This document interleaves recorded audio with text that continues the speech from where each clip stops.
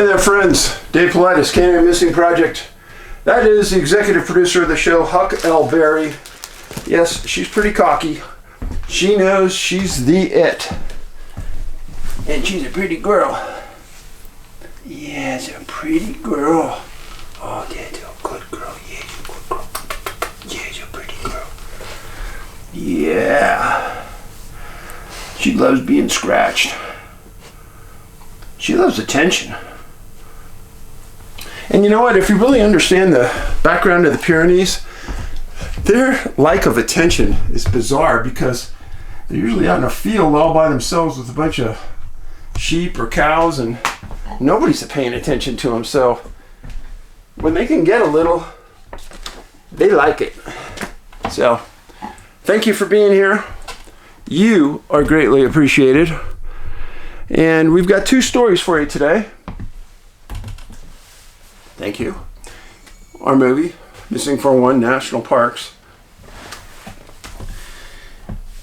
Montana, first day of no rain in 6 days. Came right up to flood stage. All the rivers, unbelievable amount of water we've had recently, which is good. That means that there's no fires. So we're going to get right into the cases right now. First case, strange case, but they all are, right? William Elgen, 25 years old, missing December 29th, 2011. He lived in Modesto, California. Modesto, south of Sacramento, in the San Joaquin Valley, sits in between the Bay Area and the Sierras. William had a friend whose folks had a cabin up in the in the Sierras in a place called Twain Harte.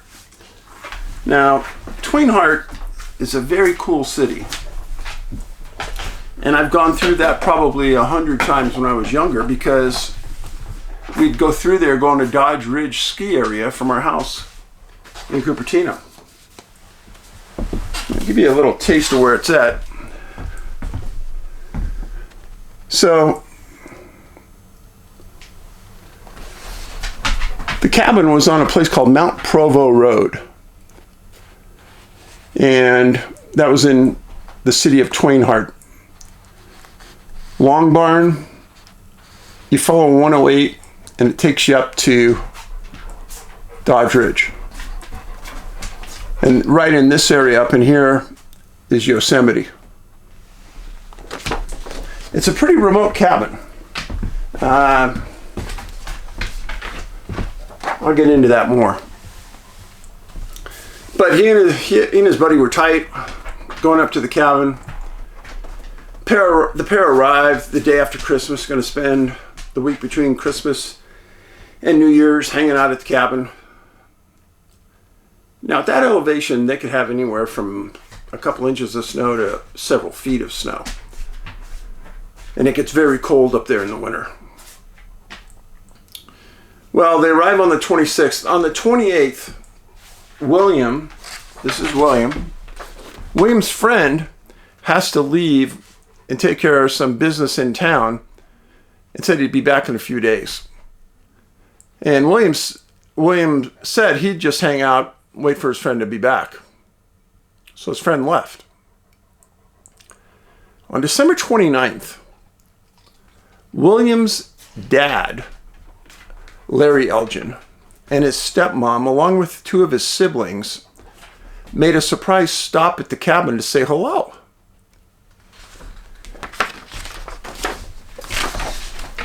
So they come up to the cabin and they walk up, knock on the door. There's no answer, so they try the front door and it's unlocked.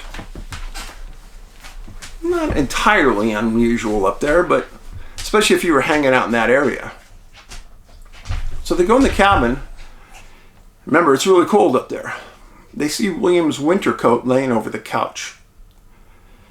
And they said the cabin was a mess. They didn't explain what a mess was, but it's two guys. Maybe it was a mess. But they also found something very uncomfortable. William's dog was inside the cabin, and it had urinated at several places in the house. And the parents knew something was really wrong, because William would never do that. Took care of his dog like you take care of your best friend. So they feed the dog, take it outside, let it do some more of its business. And they start searching the outside of the cabin for William, calling his name. Now, one of the things that was never explained here was whether William drove his own car up there or whether he came up with his friend. And so they never said whether a car was there or not, so we don't know. Well, they searched the area, they searched the house. William's not anywhere, and from the best they could tell, it had been at least a couple days that this dog had been in this house alone. Water bowl was empty, was hungry obviously, and it had urinated in places where it never did because it was a house-trained dog. So they call the Tuolumne County Sheriffs. Deputies respond out. They search the home. They search the area around the home. Now, like I said, it's winter, so there could be a lot of snow around the home, and snow leaves tracks.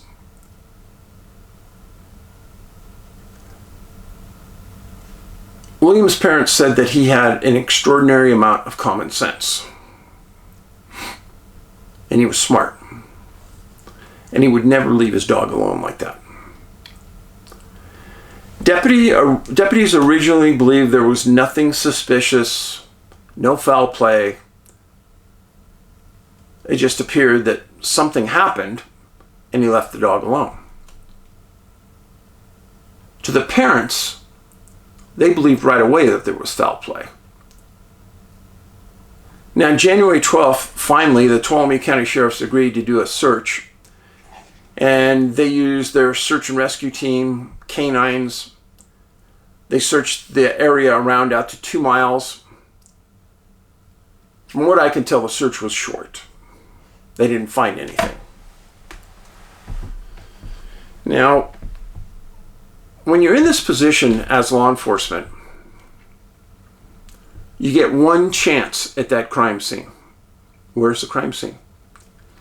Could be in the cabin, could be around the cabin, you don't know. If there was a crime scene, you only get one shot. Because once people come in, start tidying things up, clean things, it's over. So you better be right when you think that there was no foul play. Always better to be safe than sorry. Always. So, one other peculiar thing is when the parents got to the cabin, all the power was turned off. They went around, turned the power back on. When they got back into town, the parents, they monitored William's bank accounts. No activity. There was no statement on the condition of the dog, the type of dog, other than what I've just told you. Now, William would not be an easy person to control. 6'7", 210 pounds. That's a formidable person to take on. Now, thoughts. Like I said, it wasn't said, his nickname was Willie, by the way, it wasn't said if Willie's car was at the cabin and if he drove there. That wasn't clear. My folks had a cabin up in the woods. It got burglarized on average every couple of years. It didn't do any good to have a burglar alarm because nobody could hear it. And the response time by deputies was hours, so it was worthless. They'd close it up, tidy it up as best they could, and hope for the best. And the 15 years they had it, I think it got burglarized 4 or 5 times, and everyone in that area did as well. So it's not uncommon. I'm not talking about this area. I'm talking about the area they had theirs. But let's think about the options of what we have here. And this is important for you to understand. What could have happened? Here's what I'm thinking.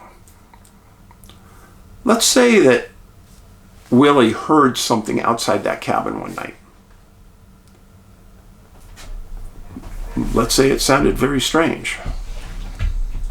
I'm not taking my dog out because I don't want it to get hurt or to run away, so I'm going to leave it in and I'll go out and take a look. Option number one. Option number two, he's in the house and the power goes out. Well, did the power go out because somebody turned the power off, or did the power go out for the whole area? Let me go out and check. He goes out and checks and something happens.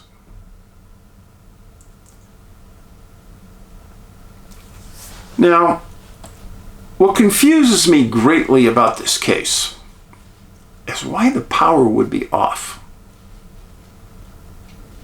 In general, I took hundreds of burglary cases in my time.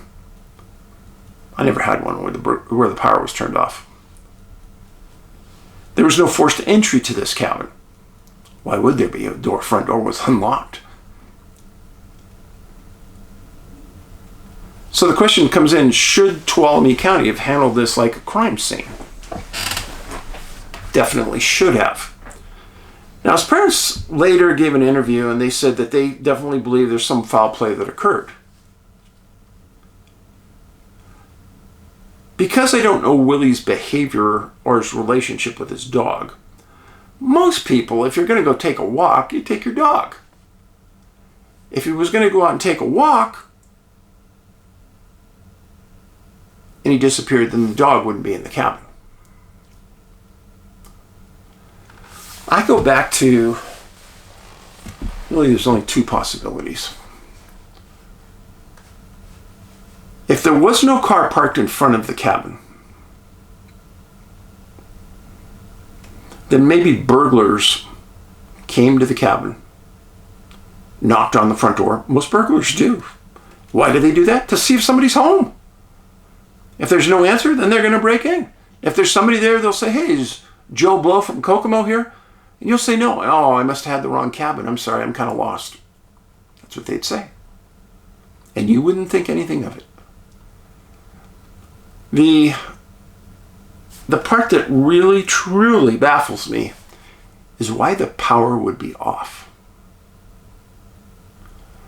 I can't think of a scenario where that would play. Unless there was somebody doing work on the cabin, on the electrical system, and they had to turn the power off. There was nothing said about when his friend was coming back, or maybe came back while the parents were there. It was never explained. But the deputies interviewed the owners of the cabin, and they determined that there was no foul play. So where is he? You're at a cabin with a friend. Friend goes back into the city to get some things for a couple days, leaves you alone, and you disappear. Very odd. But that's not the first time we've had people disappear from cabins. And it won't be the last time either. As is going to be explained in the next case. Oh yes. You're going, Dave, you mean there's another cabin case? Oh yeah. I'm afraid there is.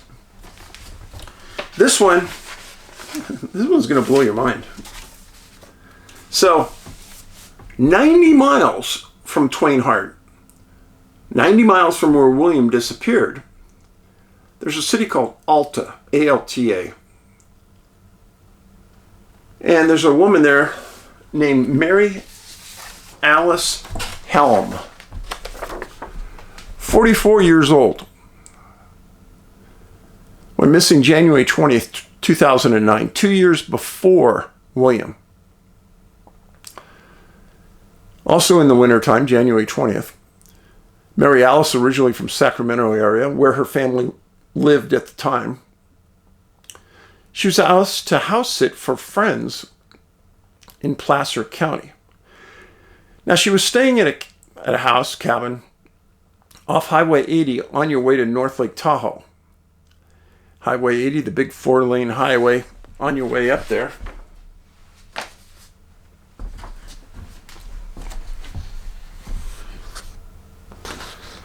So here's where she was staying at. Remember a couple days ago where we talked about that lady who disappeared? That's where she disappeared from. So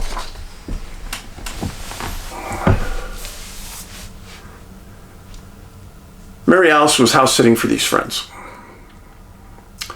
The region around this home can get very remote very quickly.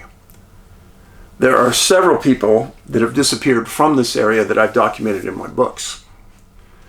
Kearsarge Mill Court near Drum Forbay off Highway 80. That's where she disappeared from.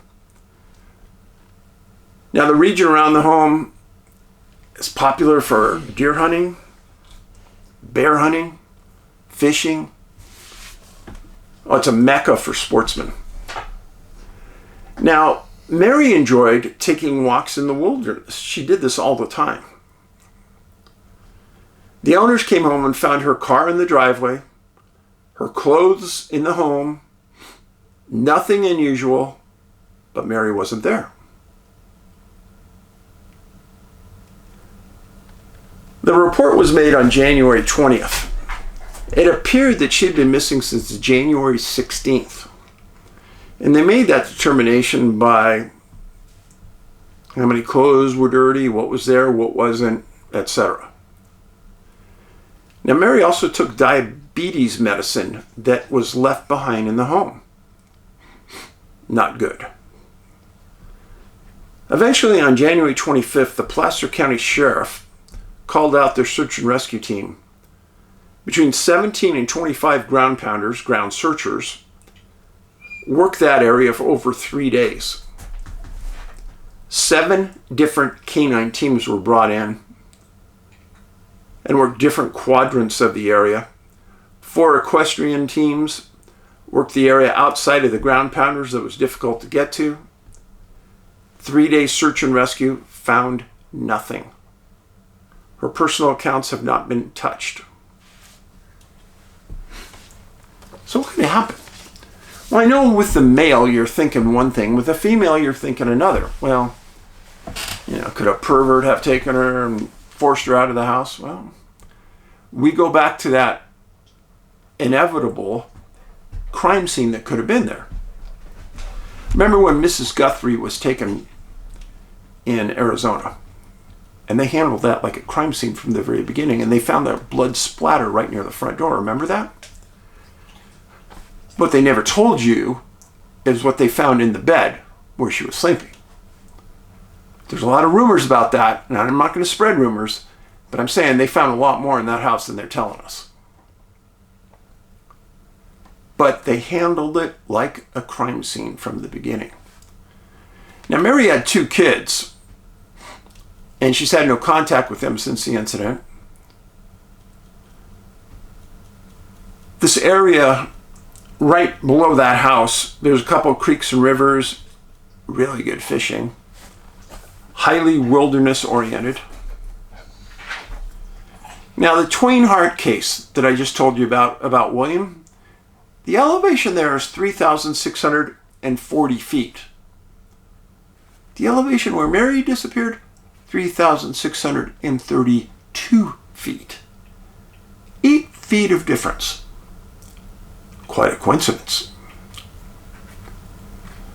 The area where Mary disappeared and where William disappeared, mountain lions, bear, lots of deer. Now, January 20th of 2007, there was a very, very good chance that this area had snow on the ground. It was cold. Searchers should have found tracks if Mary went hiking around in the woods. It's been 19 years and nothing has ever been found. Seems kind of strange, don't you think? And then William's case. Where is he? If you're trying to convince me that these people walked away from society and this was voluntary, that dog don't hunt with me. I didn't know when I ran those elevations that they were essentially the same. I think that's kind of weird. Now, the similarities? Well, first of all, William was 25, Mary was 44. Both were single. Both were alone. We could say point of separation in William's case, when his friend left, he was left there alone. In Mary's case, when her friends left and left her alone in the house, point of separation. In both cases, canines couldn't pick up a scent.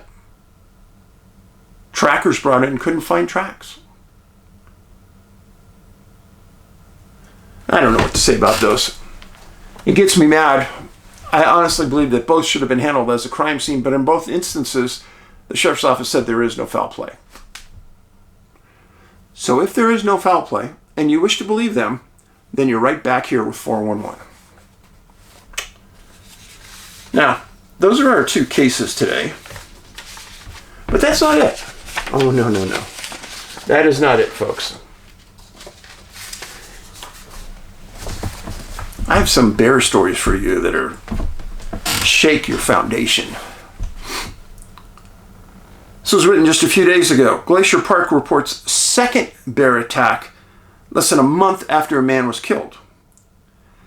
Less than a month after a man was apparently killed by a grizzly in Glacier National Park, there were reports of another possible bear attack on a hiker on Thursday. It was a surprise encounter involving a hiker and a bear, said a park official. Less than a month after a man was apparently killed in Glacier National Park, a surprise encounter involving a hiker and a bear occurred on the Grinnell Glacier Trail in Glacier National Park. Park spokesman Autumn Cifuentes stated in an email to the Cowboy State Daily, quote, National Park Service personnel and emergency services responded to the incident. The Grinnell Glacier Trail is temporarily closed and will reopen when deemed appropriate by staff, she said. There was no further information available about the species or the size of the bear or whether the hiker suffered any injuries.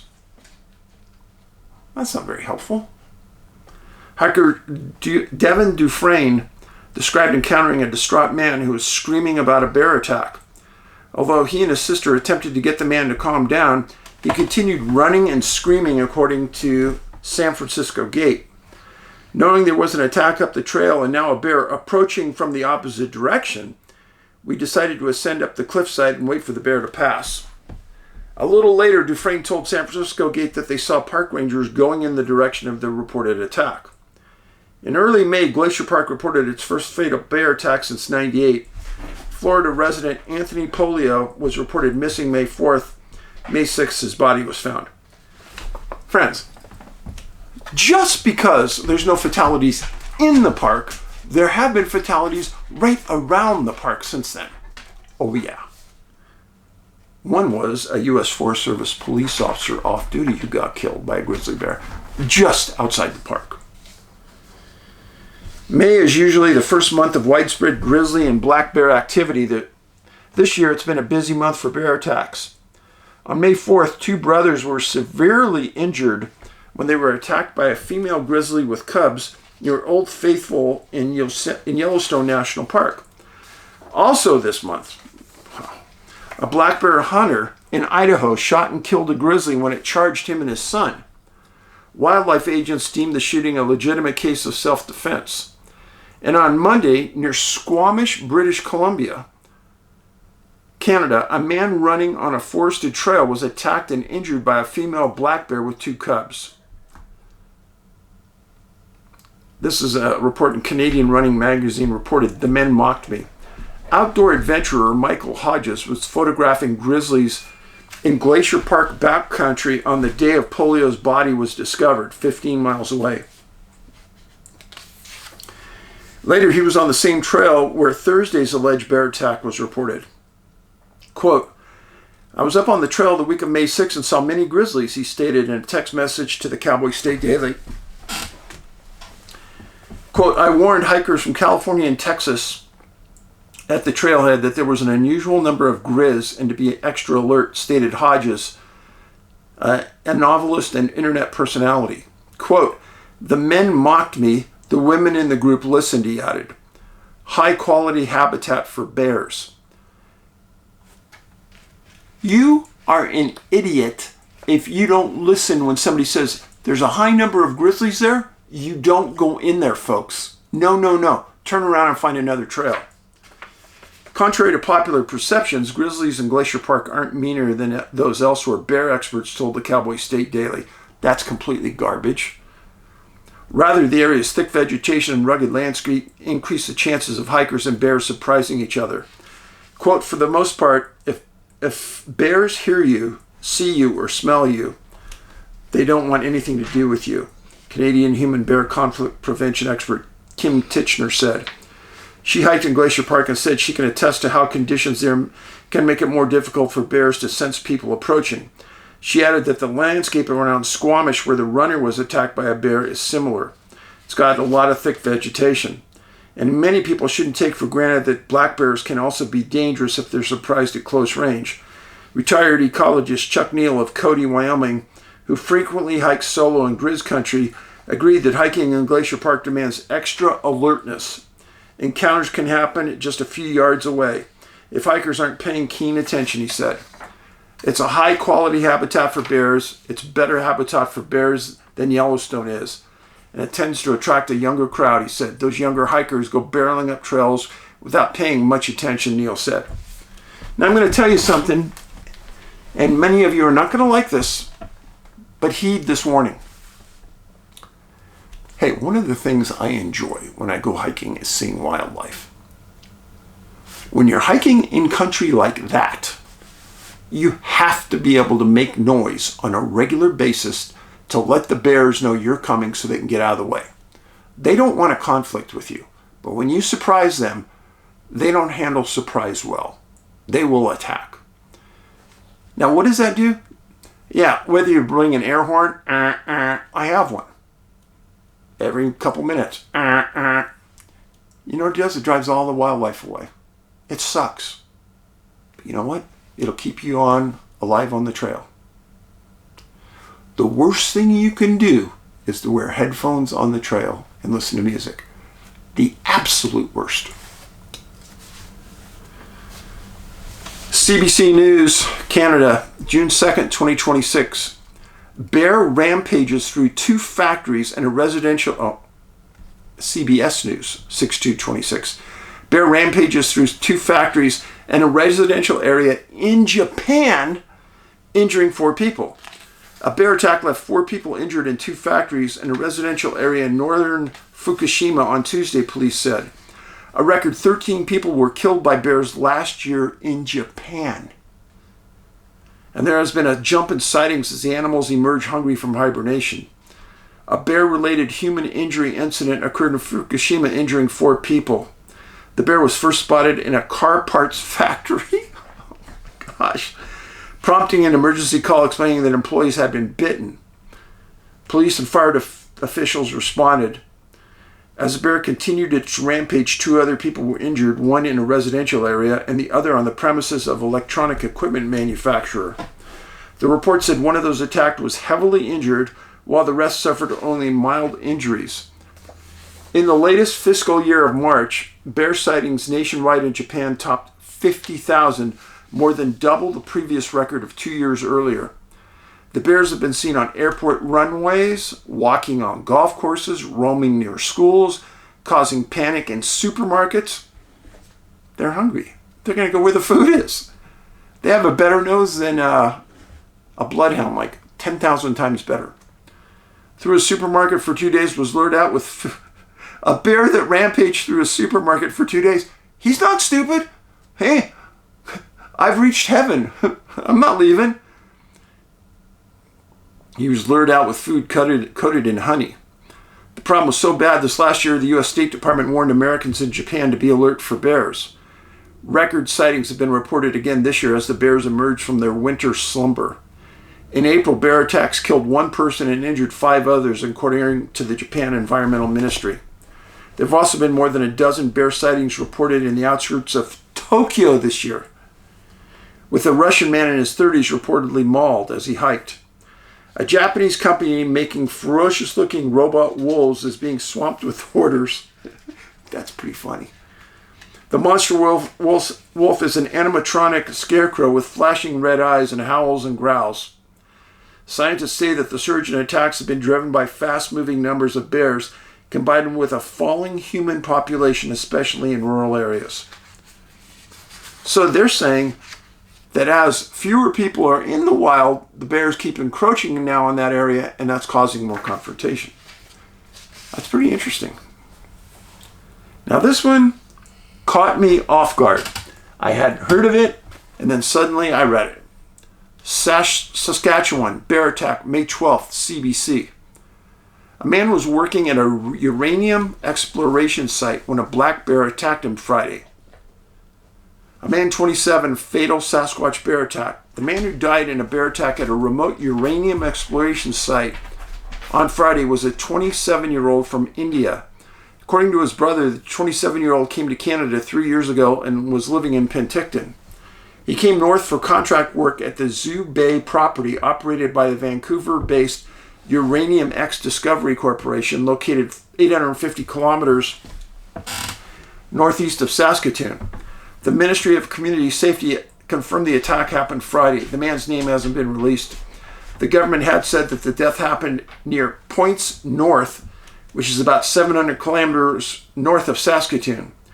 On Tuesday, the Points North group of companies said it wanted to clarify that the attack did not take place at or near Point North landing strip. It said it happened near Nordby, Nordbye Lake, 78 kilometers away. In an emailed statement, the company said Points North Landing is a northern hub for trucking, bulk fuel, and support services. It said the company is often called on to help with emergencies happening near Point North Landing, given the access to ground and equipment. The event was one of those emergencies where we were called upon for assistance. The company said it helped the crew working with the person who was fatally attacked. It said it also provides supplies. Our condolences go out to the family and the colleagues of the individual who was attacked.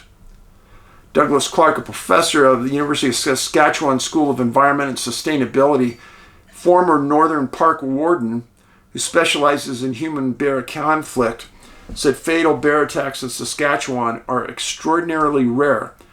This incident is only the fourth in the province's recorded history. That's wild.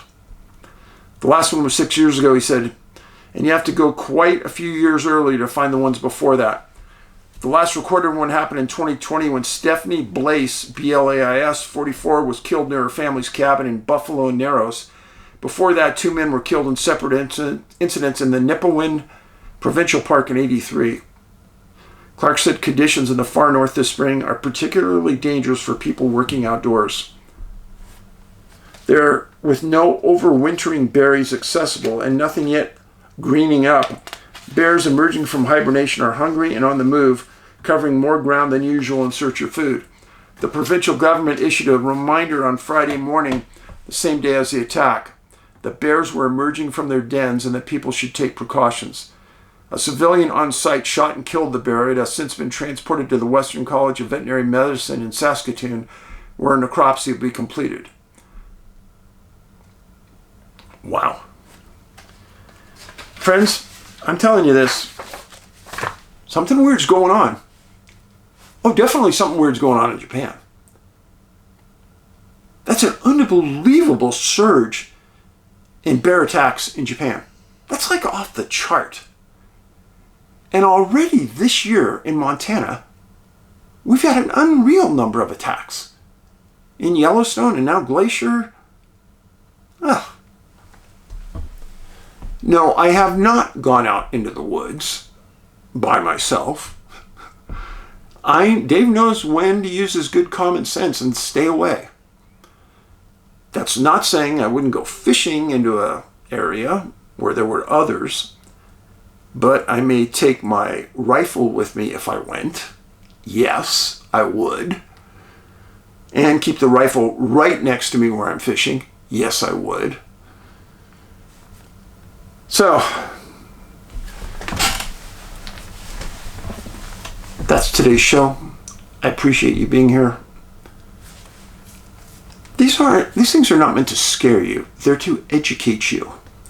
When you go into a national park, it's not a playground. There are things there that will kill you.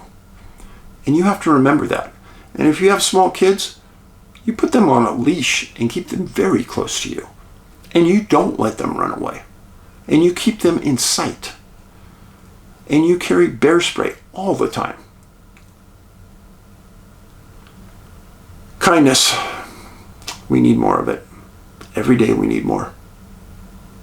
And I know you guys know this, but as a reminder,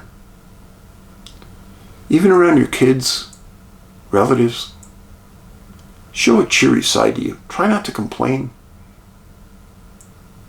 Just be happy. Be happy you have that family close to you. Paulides out.